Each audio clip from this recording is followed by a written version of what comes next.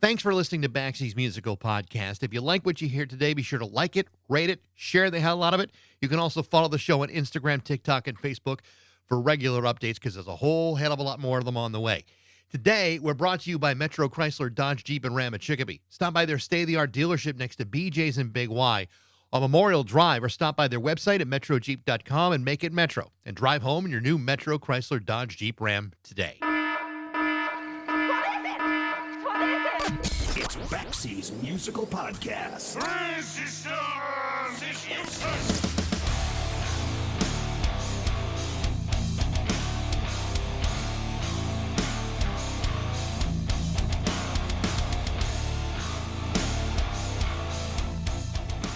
For more than 50 years, guitar player Chris Spedding has been one of the most original and in-demand session players anywhere in the world. To go through the entire list of what this man has accomplished throughout his incredible career would take all day, maybe even a couple of days, maybe several days. Either way, it's a resume that goes all the way back to 1969 and continues to this very day. Sessions and live appearances with the likes of Paul McCartney, Jack Bruce, John Cale, Bryan Ferry and Roxy Music, Joan Armatrading, Harry Nilsson, Jerry Harrison, Brian Eno, Cass Elliot, Roger Daltrey, Dusty Springfield, Donovan, Elton John, the late John Lodge, and of course, the late Robert Gordon as well. And that's just the first page of the staggering laundry list of credits which belong to Chris Spedding. And by the way, I haven't even mentioned his very long list of highly respected solo albums, 14 of them in all. Albums that go all the way back to 1971. On top of that, Chris Spedding is also known as the guy who produced the very first demos for the Sex Pistols, at a time when nobody with his largely untarnished reputation was willing to take the sort of risk by even associating themselves with the Sex Pistols. Interestingly enough, his own guitar playing inspired many of those that would form punk bands during the 1970s, predating many of those bands by several years. But if the 4-song demos of the Sex Pistols were the only thing you knew about Chris Spedding, then you would be missing out one of the most richly diverse guitar players in history. Jazz, rock, punk, psychedelia, new wave, folk, rockabilly, country. There's simply nothing that Chris Spedding cannot play, and that reputation has led to one of the most mind-blowing careers of all time. To talk about only a very small fraction of his career is my guest today, guitar legend Chris Spedding, on Baxie's Musical Podcast.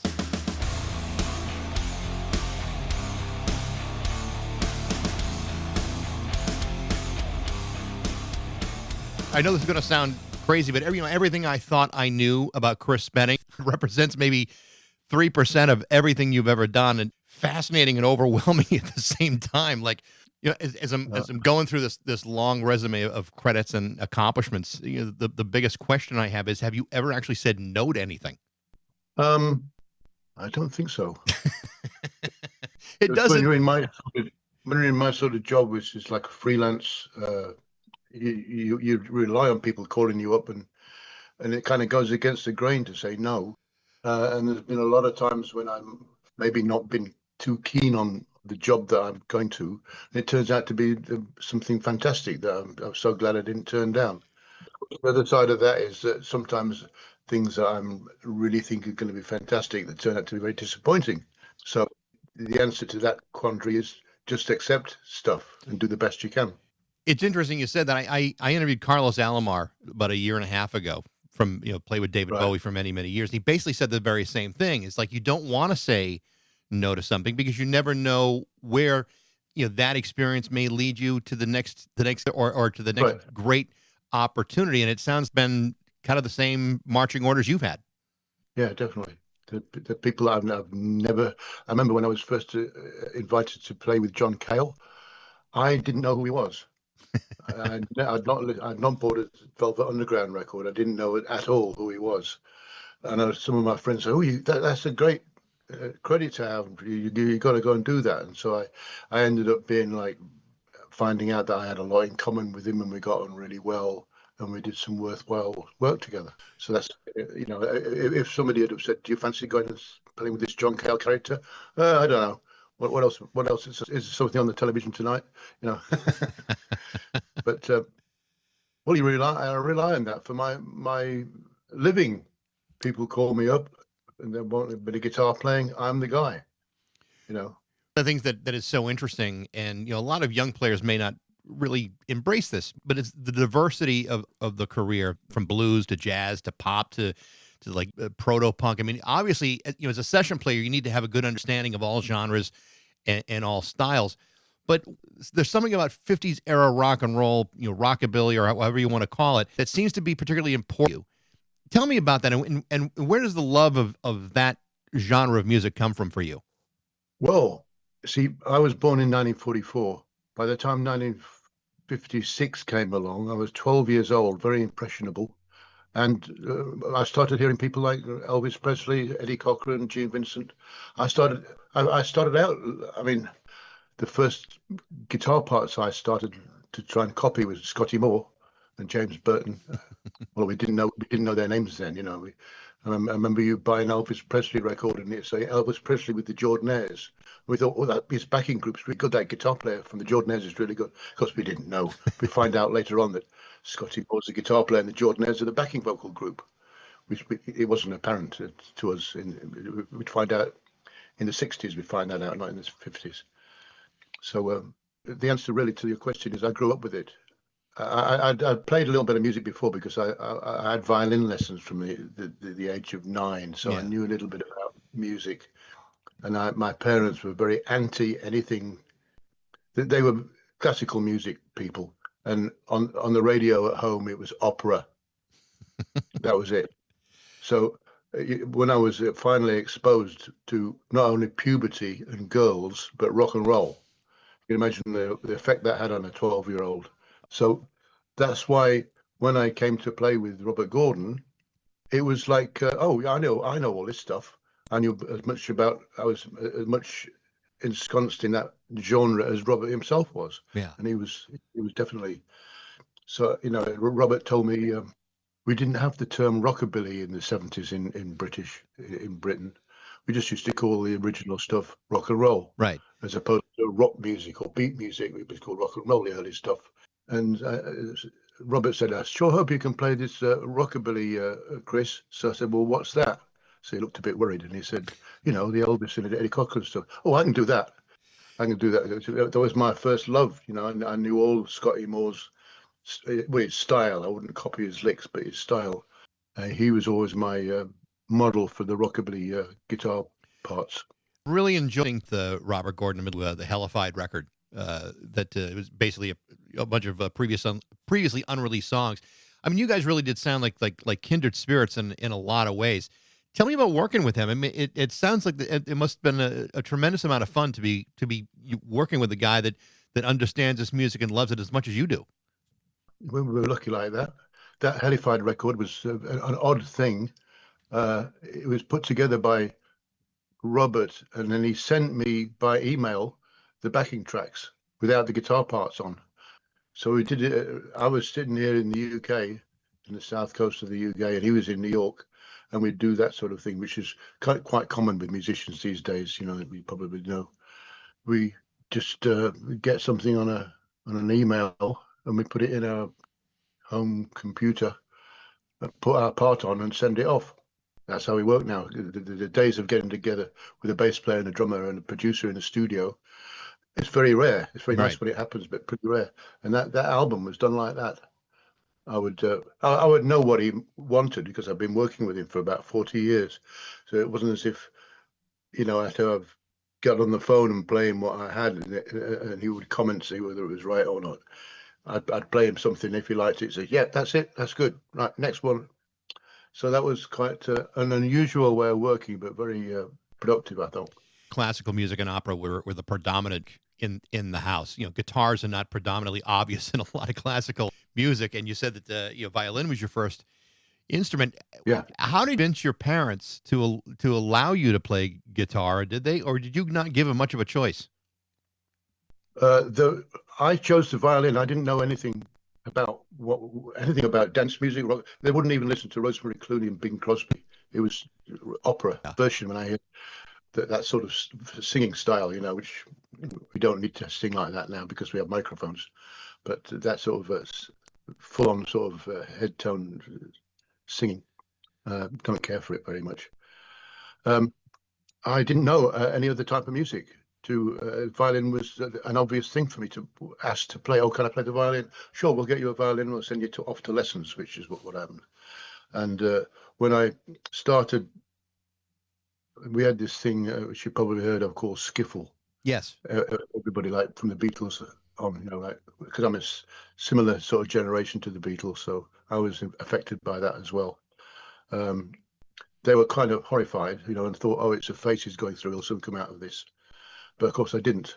And to their credit, they sort of thought, well, we might as well encourage him then if they've finally got me an archtop guitar, and finally got me an amplifier, which is their lives are quite kind of a funny story I like to tell.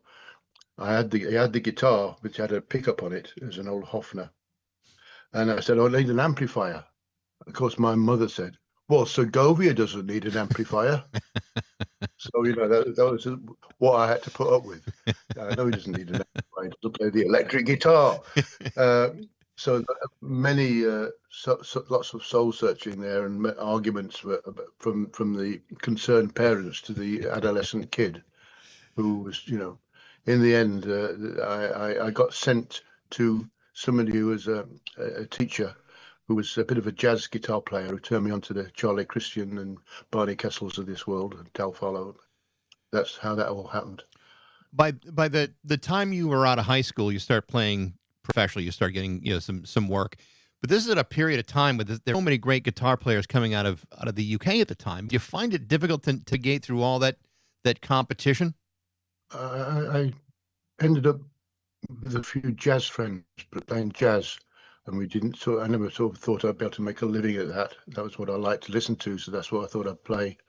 I used to be a big fan of Miles Davis and John Coltrane and Sonny Rollins. Sonny Rollins I managed to see a few times at Ronnie Scott's club in London. And then there was a point during the 60s when I got turned back on to rock and roll with the Beatles. I thought the Beatles were pretty good bunch of musicians for the type of music that they played. It's pop music, which my parents would have sort of thought was not really worth listening to. But I thought, well, these guys are good. Let's get into this. I can get into this. There's something meaty to get into. Another little story here. When I was 12 years old, if I bring home a Little Richard record and play it, much to my dad's annoyance when he was having his tea, hoping for a bit of peace and quiet, he'd say, listen, son, you won't hear about those guys in 6 months' time. They're a flash in the pan. He was to say that about Little Richard and Elvis Presley. Right. Because I didn't know that he was wrong as could be. I just said, well, I'm sorry, but I like this. I don't like your Mozart and your Beethoven. Even though they might have lasted for 300 years, I happen to like these guys because I heard Little Richard's record last week, and I think it's fantastic. So that was the sort of stand-up that we had. I think 50 or 60, almost 70 years, Little Richard music has kind of proven your dad might have been way, way off on that one. He was off, but I didn't know. I didn't know he was off. He didn't either. Right. He thought he was right, and he. Your first big session is with Jack Bruce, his first solo album after the breakup of Cream. George Harrison is part of that session. Felix Pappalardi is involved. Andy Johns is the engineer, and then there's you. Yeah. This is a guy playing with Eric Clapton. For God's sakes, first of all, how did that happen to get that gig, and what do you think he saw in you at the time that made him say, that's the young kid I want to play with? Well, yes, it's an interesting question. I was the guitar player in Pete Brown's Battered Ornaments. Now, Pete Brown was Jack's lyricist.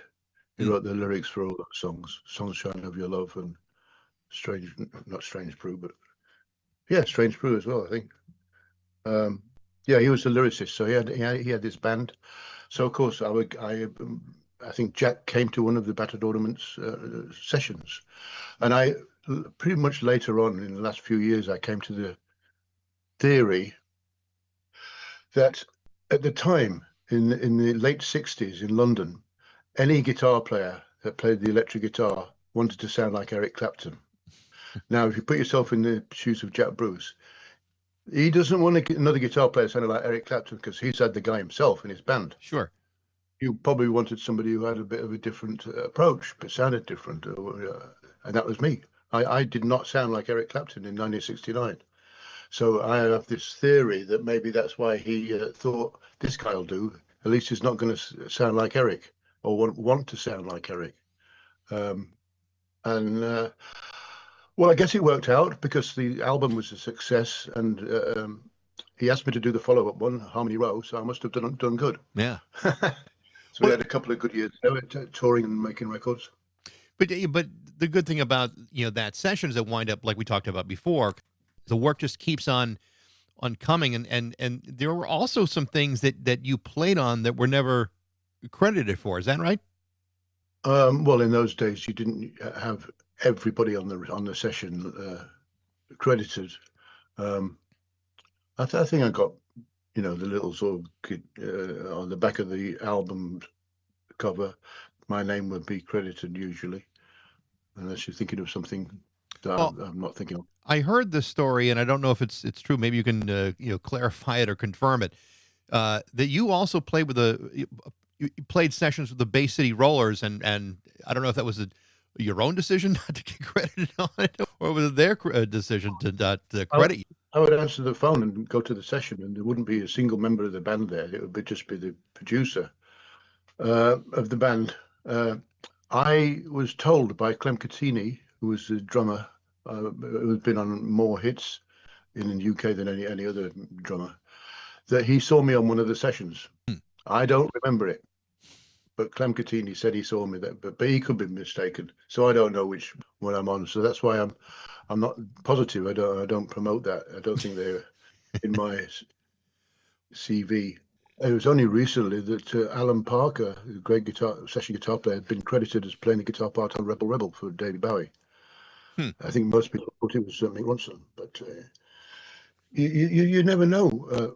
The way that multi-track, especially since we've had multi-track 24-track recording, you can have a session with maybe you don't like what the bass player played, so you make a few phone calls to get another guy and replace it.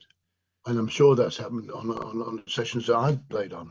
I didn't play exactly what was needed, the right style, and a quiet phone call was made, and he's quietly replaced. And I remember playing with this particular artist when the record comes out. I say to people, "Oh, yeah, that's me on the guitar." So I can't remember. It was weeks ago that I did it, and I'd been quietly replaced and not told. Why should I be told? Because it's not like part of my job to know everything that I did. So that's the nature of the business. A lot of people claim they were on, since we've had this thing called PPL, where musicians claim that they were on a certain record, and based on the airplay that the record gets, you get a little residual. So I remember hearing, I don't know whether it's a pitiful story or not, that there are about 40 trumpet players on It's Not Unusual by Tom Jones. Why not? Why not try it on? Amidst all of this, you begin recording your own music starting in 1970 with Songs Without Words, which ironically is quite lyric free on that record. But it's a heavily jazz influenced record, and very different from what you would wind up playing just a few years later, like The Only Lick I Know in '72. You talked about your love of jazz and how important it was to you.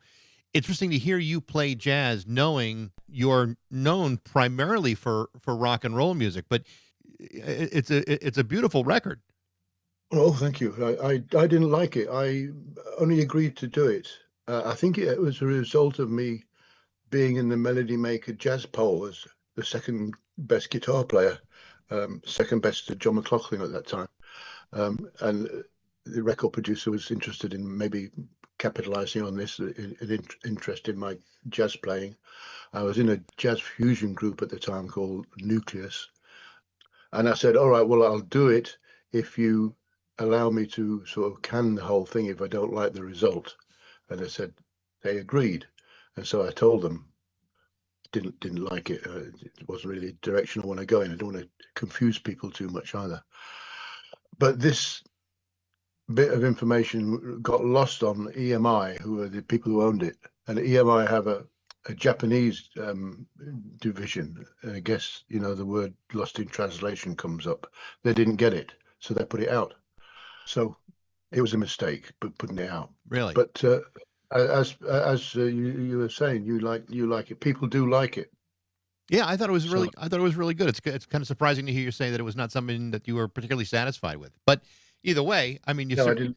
you certainly made up for lost time because you got like 13 more solo albums before before all is said and done. Yeah, didn't make another Jet album though.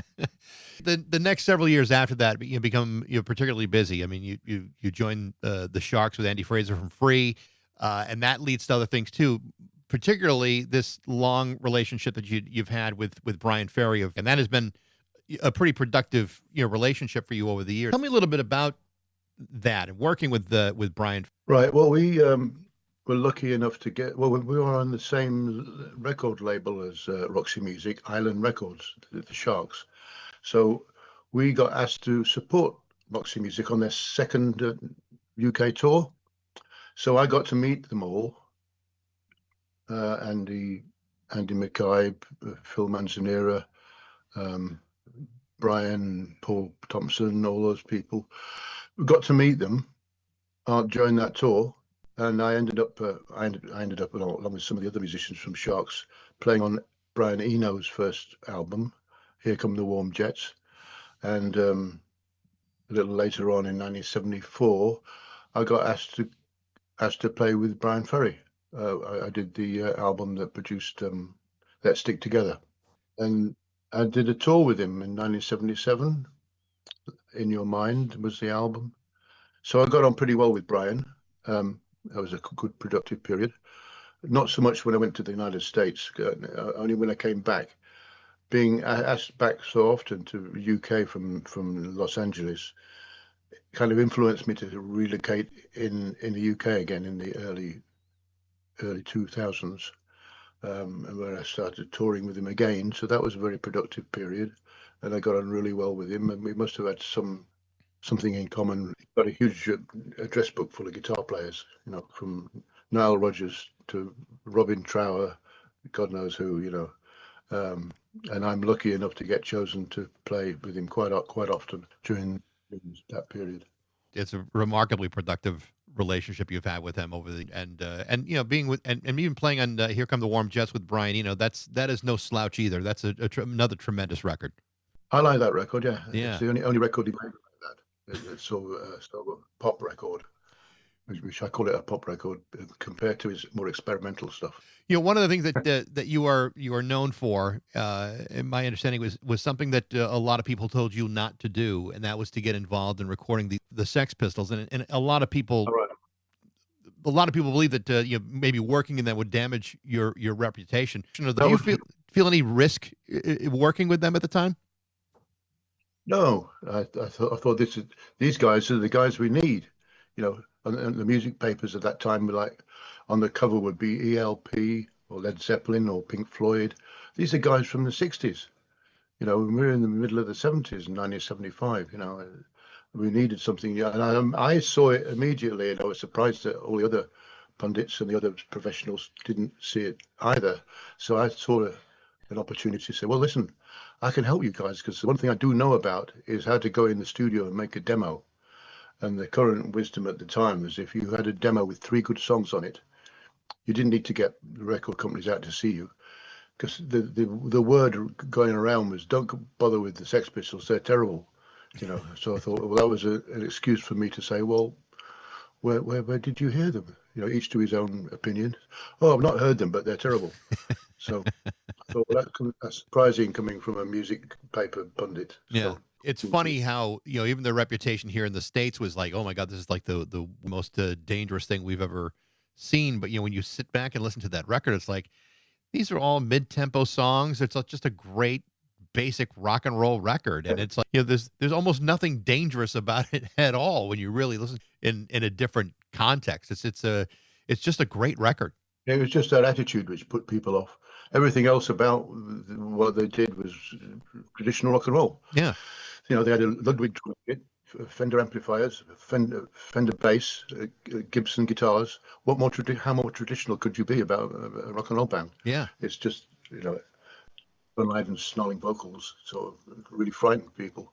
So my understanding is that your introduction to them came from a longtime friend, Chrissie Hynde. This is, predating the Pretenders by quite a good period of time. Yeah. She seems to have been somewhat of a central in those early days of punk in London. And if you watch the Danny Boyle film Pistol, it's almost like she's the most important character in the entire thing. What is the truth about that, and how does she fit into the larger picture there? I first met her in 1974 when I was in Paris with John Cale, touring with John Cale. She was living in Paris at the time. And she invited me to the 100 Club to see the Pistols in 1976. And I think she knew with Vivienne Westwood and Malcolm McLaren people and worked maybe as a model or maybe as a sales girl at the sex shop. I didn't really know anything about her musical talent. And when I first met her, she was just some girl on the scene. So I was all for it. She called me up and said, "You've got to come to the 100 Club tonight. These guys are on." And I went down, and there they were, the Sex Pistols, with about 15 people in the audience, half of whom left during the performance. And so I got introduced to them by her. So all credit to Chrissy for that. And this was about a good 4 or 5 years before the Pretenders performed. So in meeting them, I'm sure you also had to deal with Malcolm McLaren, and I know that all the members of that band, from to Steve to Paul and Glenn, and even John, all talk about Malcolm. And what was your of Malcolm McLaren back then? Well, I didn't trust him really. I thought he was a bit of a chancer. In fact, the first demos that I did with the first time the Sex Pistols were ever in the studio, I found this studio. It's the same studio we used with Eno. Here Come the Warm Jets at Majestic Studios in Clapham. It's a cheap enough studio. I think it was 8-track. And I said to Malcolm, because I didn't really trust him to not leave me with the studio bill. I said, "You got to bring cash along and pay the studio bill. I don't want to get." I thought I was being really smart. I thought I'm the professional here. I know this business, and I'm not going to get ripped off. And of course, ironically, if I'd have paid the studio bill, I would have owned those masters. What happened was that Michael McLaren owned the masters. So egg on face there. So that's the story about that. So in 1977, you kind of resume your solo career. Again, the music is heavily influenced by 50s rock and roll, also widely embraced by a lot of the punk kids at the time. Well, I was consciously adopting the sort of 50s grease the biker look, which was before it was like a punk thing. The punk thing was to happen a couple of years later. The motorbiking was in 1975. Right. So I was like, that's why people gravitate towards you and like you. But I think maybe I used to go to the McLaren and Westwood shop to get the 50s retro gear, because you could only get the retro 50 gear in London at that time in the vintage stores. You couldn't get it brand new off the peg. Sure. But they made brand new stuff like that, 50s stuff off the peg. So I think that's how I knew them, and that's how they knew me. I was probably one of the few professional people from the music business that actually used to come in the shop. So I was probably the only guy to go to, and then wanted a music professional to get involved with them. But it all winds up still very influential. Even to this day, people who go back and listen to those records, and they listen, your guitar playing, and I think people are still very much inspired by what you do and the breadth of it all. Because I mean, the diversity of play, I think, is important. It's an important, for any young guitar who wants to push themselves into session work or whatever it may be, to be able to play multiple styles, I think, is a really valuable thing to learn. Well, I just play what I play. I'm not sure that young kids growing up around 1975 would have thought that sort of versatility was a good thing, like, because I played on bubblegum records like the Wombles, and I think they thought that I maybe should have been a bit more serious and picky about the sort of work that I did. Maybe in retrospect, they like it. But I mean, at the time, the Sex Pistols were famous for sort of calling everybody that went before them boring old farts, and had never listened to any of the old stuff. And then it turns out that the reason that they one of the reasons they liked me was that I could introduce them to Chris Thomas, the guy that produced the early Roxy Music stuff. Sure. It turns out that they're huge Roxy Music fans, although they would slag them off in public. Secretly, Roxy Music fans and David Bowie fans and Mark Bolan fans and all. Yeah, again, these things all lead up to new opportunities. You played with Joan Armatrading, Daltrey, Tom Waits. One of the ones I want to ask you about was you also played with the late John Lodge of the Moody Blues, who just passed away last week. Yes. You played on both of his early albums. What can you tell me about working with John Lodge? I don't remember much about the first one, but I remember the second one was one of those projects where I'd be sitting at home in my little home studio with my Pro Tools and he'd send me mixes and I'd add my guitar and send them back, and that went well. He seemed to like what I did, and so that was very productive and very satisfactory to work with him like that, and we got on really well. Although I mainly dealt with him over the phone. I think there was a launch party which I went to, so I was able to very quickly shake his hands and say, oh, "Nice work, thanks, great working with you. Maybe on the next one, you know."